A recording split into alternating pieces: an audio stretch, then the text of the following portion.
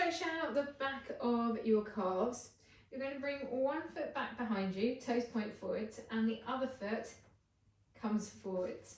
Now, it's good to do this against an object because you can rest onto that object, which feels quite nice. Make sure you keep your heel down and that your hip doesn't rotate so that your foot is rotated. Otherwise, that will take the stretch off.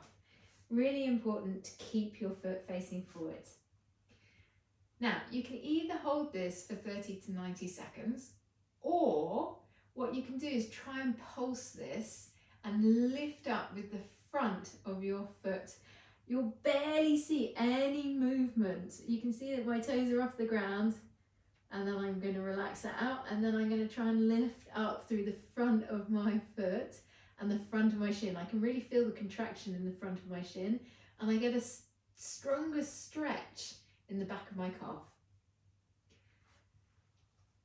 The pair with Gastrocnemius is a stretch onto Soleus. And normally I suggest that people raise their foot up.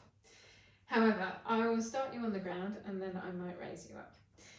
Draw your knee as far over your index toe as you possibly can, and make sure that the heel of your foot is drawing downwards and your weight is coming forwards at about 45 degrees. We want to get a stretch into sort of mid-calf and below.